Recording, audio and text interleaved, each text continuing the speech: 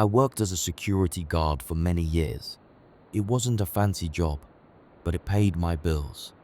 I watched over places like gas stations, small shops, and stores. Most of the time, I just sat and kept an eye on everything. One day, I saw a sign for a night job at the local mall. The ad promised good money, better hours, and the quiet I'd come to expect in my line of work. It seemed like an easy upgrade from the gas stations and small shops I'd guarded before. The hours were nice too, from 11 o'clock p.m. to 6 o'clock a.m. It was just one building, and I thought it would be quiet and easy. I imagined sitting in the security office, watching the cameras, and walking around a big, empty mall. I decided to apply right away. The next day, I got a call. It was Mr. Hensley, the manager. He asked if I could come for an interview that afternoon. It was quick, but I needed the job. The mall was close to my home, so I drove there. I felt a little nervous because things were happening so fast. Was the mall really so eager to hire a night guard? The interview was short. Mr. Hensley asked about my past jobs, like checking cameras and walking around every half hour or so. He didn't seem very interested. By the end, he asked if I could start that very night. I was surprised because most places want time for paperwork or background checks. But I said yes because I needed the job. He looked happy and said they didn't have enough guards. He rubbed his temples and said the last few guards didn't stay long. I wondered why, but I didn't ask. He gave me a key to the office and told me to be there at 11 o'clock. I shook his hand and went home to sleep before my first shift. When I got to the mall, it was dark and empty. The parking lot, which was full during the day, was almost empty now. A few cars were parked under dim lights. The mall looked like a big, sleeping giant. I thought about going home because something felt wrong, but I decided it was just my first day nerves. Mr. Hensley met me at the door. He didn't say much. He led me through the long hallways to the security office. He explained the basic rules again. The office was small and filled with screens showing blurry videos from cameras around the mall. He told me to check the cameras every 15 to 30 minutes and to walk around to make sure everything was okay. He looked at me and added, "Keep an eye on the escalators and the play area. Sometimes things happen there." His words made me feel uneasy.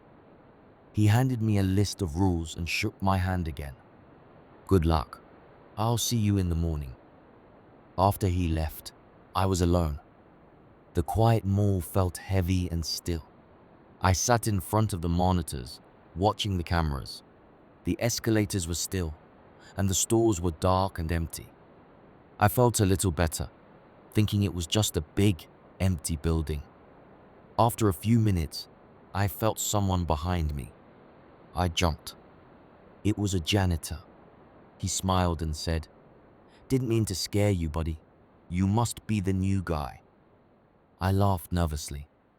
"Yeah, that's me. I didn't know there was a janitor here at night." He shrugged. "We always have one to clean up and get things ready for the next day. Just follow the rules." His smile disappeared, and he looked serious. "The last guard quit after one night. I hope you'll stay." I felt a chill. "You mean the last guard?" I asked. He nodded. He quit after one night. I didn't know what to think. I took the list of rules and put it in my pocket. I decided to start my first round. The janitor watched me closely, his eyes flickering with an intensity that made me uneasy. "Take care," he said, his words lingering in my mind as I left. I tried to brush it off, but something about his look was hard to ignore. It was just a weird list of rules. It was just after midnight when I began my patrol. The mall was spooky at night. The lights were dim, and long shadows stretched on the floors. Every sound echoed, making everything seem louder. My footsteps sounded big in the quiet mall. I walked down one of the main hallways, trying to focus on my job. The mall was big enough that I needed to walk around often. Many stores were empty or locked, with displays showing through the dark windows. The children's play area was silent, and the colorful toys looked strange in the dim light. The escalators were still, like old machines from a busy day. I was getting used to the quiet when I saw something strange in a clothing store. The door was wide open. I stopped and shone my flashlight inside. At first, everything looked normal, but then I saw something move. It was like someone was hiding in the dark. I turned to look, but there was nothing, just some mannequin standing still. I shook my head, telling myself it was just nerves. Then I heard a faint rustle. My flashlight caught the mannequin again, and I froze. One of them was closer, shifted from its usual spot. My stomach dropped as I realized. It had moved. My heart raced. "Hey, Mr. Janitor," I called out, more angry than scared. "This has to be a prank." But there was no answer, just the sound of fabric moving behind me. I turned slowly. One mannequin had moved again, its head facing the exit. I took a deep breath. No one else was here. I quickly left the store, not wanting to stay any longer. As I walked away, I heard footsteps behind me. They were heavy and rough, like something dragging on the floor. My heart pounded. I looked back and saw the same mannequin from the store. It was in the middle of the hallway, staring at me with a blank face. My neck felt cold. I watched as it slowly started to move toward me. Its joints made creaking sounds, and it moved like a stiff doll. I ran as fast as I could, turning the corner into the restroom. I splashed cold water on my face, trying to calm down. But when I looked in the mirror, I saw a woman standing by the stalls. She was dressed like a cleaning lady. I blinked, and she was gone. I spun around, but no one was there. I sat on the floor, scared and tired. I remembered the list of rules. I took it out and read it. Rule 3 said, if a mannequin looks like it's following you, don't look back. If you ignore them, they will stop. If you look, they will come closer. I felt scared because I had looked. Rule 4 said, don't look in the restroom mirrors. I had already broken 2 rules. Rule 5 said, if you hear someone talking in an empty store, don't listen. I hadn't heard anyone yet, but it made me uneasy. Rule 6 said, if you hear a child laughing in the play area, leave right away. Rule 7 said, if you check the time and it's earlier than before, go back to the office. I looked at my watch. It showed 11:30 p.m., but I thought it was just past midnight. I rushed back to the security office. The air felt heavy and the lights flickered. The mall felt alive and watching me. I checked my watch again. It was almost 1 o'clock. But why did the time change? I read the remaining rules. Rule 8 said, lock the office door between 4 o'clock and 4:30 a.m. Don't open it for anyone. If they knock, check the cameras first. Rule 9 said, if you hear someone crying in a dressing room, don't open the door. Rule 10 said, if you hear an escalator running, don't investigate. Watch the cameras instead. Rule 11 said, never leave before your shift ends. Something might follow you out. I chuckled at the list. It had to be some kind of prank, right? What kind of place came up with rules like these? But I couldn't shake the uneasy feeling in my stomach as I tucked the list away. I felt the mannequin and the strange time shifts. I needed to survive the night. It was past 1 o'clock, and I had to go back out. I checked the cameras. They showed nothing unusual. I took a deep breath and walked back into the mall. As I walked, I heard mumbling from an empty store. My heart raced. I remembered Rule 5. Don't listen to talking in empty stores. The sound was soft but clear. I saw the store windows covered with paper. The voice was like someone talking underwater.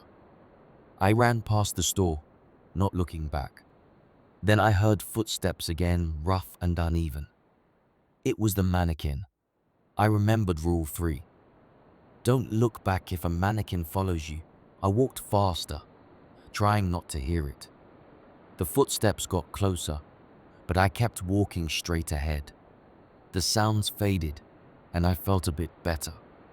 But then I heard the escalator running. My heart stopped. Rule 10 said, don't check the escalator. Watch the cameras. I ran back to the security office, not wanting to break another rule. I entered the office, locked the door, and looked at the monitors. On the escalator camera, I saw a tall figure with long arms and no clear face. It looked at the camera, and the screen started to flicker. I looked away quickly. When I looked back, the escalator was empty. I felt scared and shook. The rules felt like a game to scare me. I needed to get through the night. Hours passed, and I stayed in the office, too scared to patrol again. Then I heard knocking at the door. My heart jumped. I looked at the cameras, no one was there. The janitor's voice said, "Hey, how's the night going? Still think the rules are funny?" I remembered Rule 8. Lock the office door between 4 o'clock and 4:30 a.m. Don't open it for anyone. Check the cameras first.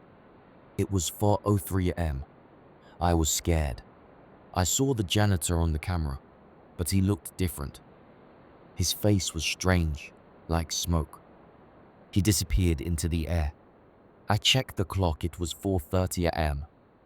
The mall was quiet again. I felt a little better and decided to walk around the office area to relax. The mall was still silent, with lights flickering and shadows moving. Near the office, I saw the janitor again. He looked normal this time. "Rough night?" he asked with a smile. I didn't know what to say. "Yeah, something like that," I replied. His smile faded, and he said, "You followed the rules, didn't you?" I nodded. "The rules keep you safe," he said. "There's more happening here than you know." He walked away slowly. I wanted answers. I called after him, but he was gone.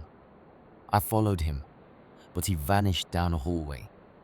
I heard a woman crying softly. I remembered Rule 9.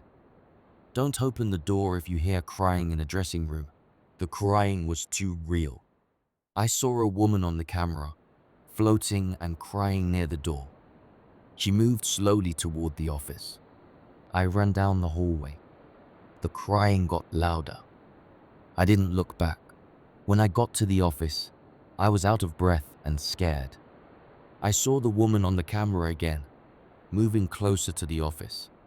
She floated past the stores, her face hidden. I grabbed the list of rules and remembered. Don't open the door. She stood outside the office door. I heard knocking again. It got louder, like someone banging on the door. Her presence felt heavy. I covered my ears and tried to ignore her. Then I heard a voice saying, "Hey, open up. It's the manager." It sounded like Mr. Hensley, but something was wrong. I looked at the clock, it was 6:01 a.m. I felt relief, but was still scared. I saw the janitor on the camera outside the door.